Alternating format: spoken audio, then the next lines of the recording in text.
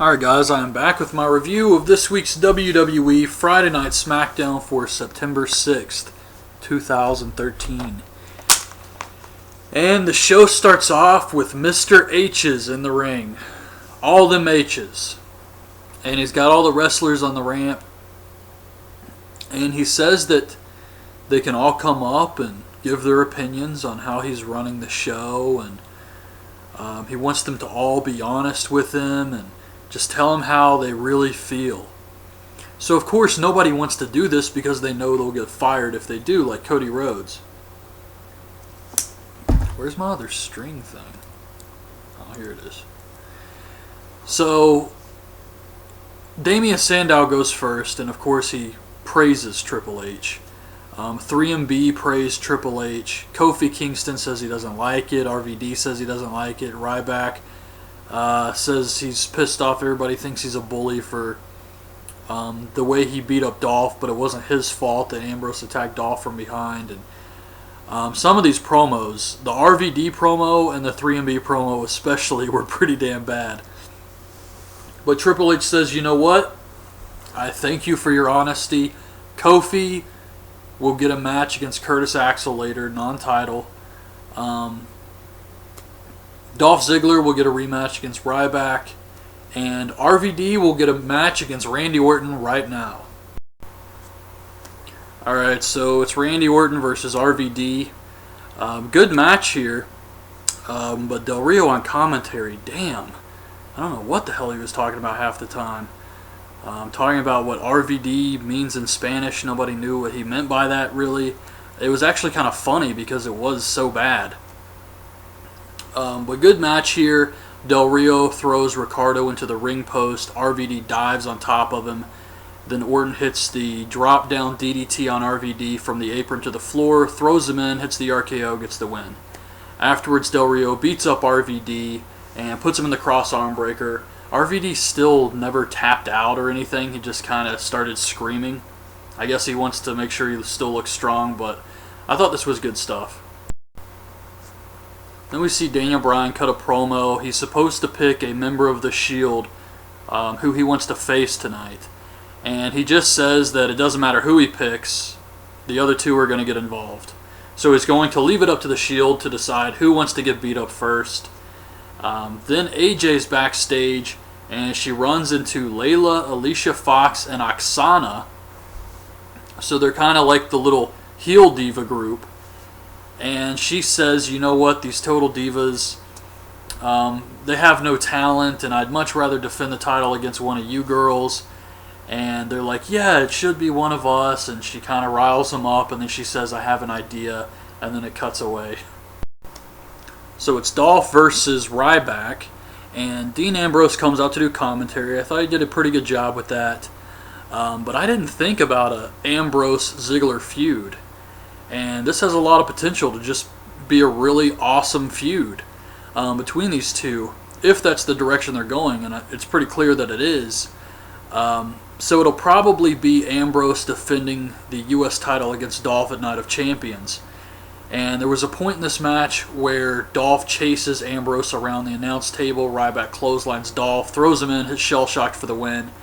But I'm actually pretty excited about seeing an Ambrose-Ziggler feud here. I just saw a fan with a sign that says, I'm a Todd Gordon guy. And the fan that's dressed like Damien Sandow looks more like a terrorist. But we get Curtis Axel versus Kofi Kingston. Fans were really behind Axel here, but they were in Minnesota, so it's not surprising. They wanted the perfect plex. They didn't get it. And Kofi ends up winning with the SOS. And at first, I wasn't really into this match for obvious reasons. They don't do anything with Kofi Kingston, and short of turning him heel, I don't think they ever will be able to do anything with him. I think too much time has passed, and maybe if they turn him heel, they can get something out of him, but I think Kofi's probably going to end up just like Yoshitatsu or JTG or one of those guys, Curtis Hawkins, or who else is there? Zack Ryder. But anyways, the match actually ended up being pretty good here, and Kofi was doing a lot of athletic stuff, and I enjoyed this match, and the fans being into it definitely helped here. And after Kofi beats him, Paul Heyman's holding the Intercontinental title and he just lets it fall in disbelief. So that was pretty funny. Alright, they show the Bray Wyatt video where they're talking about Kane again. And I like the Bray Wyatt family, I really do. But this is like 2 weeks of videos, I think, where they haven't done anything else. I know they had that match against Tons of Funk, and I can't remember if that was last week's SmackDown or what, but it just feels like eventually these guys have to do something. They took out Kane. That's it.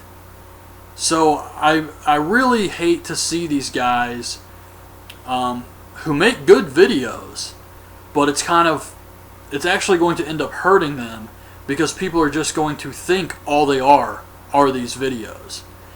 And they've beat down Tons of Funk a couple times now, so why not just eliminate them? Well, I guess they can't do that because they need to have a way for the Funkadactyls to be on TV every single week. But they have to do something. Take out somebody else or start a new feud immediately because this is not going to work forever. It's already been far too long that they've just been doing videos. So I hate to see that. And as soon as they showed that, I was like, oh my god, are you serious? Another video? I expected them to do something on SmackDown this week at least, if they weren't going to do anything on Raw, but it's just another video.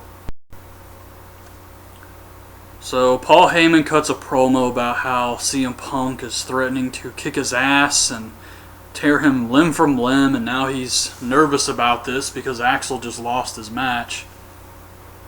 Then we get Naomi versus Brie Bella, and Nikki Bella's out there, Ariana or Cameron of the Funkadactyls is out there too, and eventually AJ runs out with Oksana, Layla.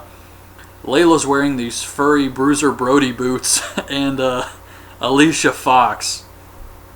And they beat down the Total Divas girls and lay them out. So this is like the new heel group of the Divas, which I like. I think it's cool they're actually doing something like this with the division. And AJ just holds up the Divas title. So I thought this was pretty good stuff here. I only wish that Eva Marie and JoJo were out there to get their asses kicked too. That's the only thing that was disappointing about this. But otherwise it was pretty good. The Real Americans, Jack Swagger and Antonio Cesaro, face the Usos here. Match was alright. Swagger pushes one of the Usos off the top rope into Cesaro's big uppercut, so the Real Americans get the win, and they're probably building them up so that the Los Matadores can feud with them and eventually beat them, is my guess. Will you look at this shit right here? It only came with one stick. Can you believe that? So Triple H is backstage with the Big Show, and he tells him that he needs to get some of his aggression out. So he puts him in a match against 3MB, and he tells him to treat them like human stress balls. So the Big Show goes out there, destroys 3MB, knocks out Heath Slater. Then the Shield comes out, and Triple H has Big Show leave. Daniel Bryan comes out. It's Daniel Bryan versus Seth Rollins. They had a good match here. The Shield ends up getting involved, of course, but Daniel Bryan fights them off. He hits a dive on Roman Reigns, hits an arm drag on Ambrose on the outside, and he hits Rollins with the flying knee for the win. And the Shield hits the ring, and Daniel Bryan escapes. And he's walking up the ramp doing his yes thing. And there was like a minute left in the show, and I was thinking, okay, they're finally going to end the show with Daniel Bryan looking strong. A lot of people have been getting pissed off about the fact that Daniel Bryan's just been getting beat up every single week. So this would make those fans happy. It would make Daniel Bryan look strong. But no, Randy Orton comes out and lays him out with the title again and just stands over him. That's how the show ended. But I have to say, this was a pretty good SmackDown this week. I liked a lot of this stuff. You get the beginnings of a Ambrose Dolph Ziggler feud.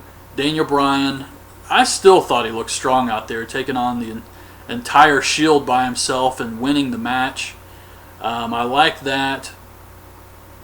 So there was definitely some positive moments in this week's episode of SmackDown. Definitely check this one out. And that's pretty much it. I guess the go-home show for Night of Champions is Monday, so they're probably going to announce the Ambrose-Ziggler match then, and I'll probably do my predictions video Tuesday night for Night of Champions. But yeah, good SmackDown this week. So that's my review. Hope you guys liked the video. Leave your thoughts on this week's show in the comments, and thanks for watching.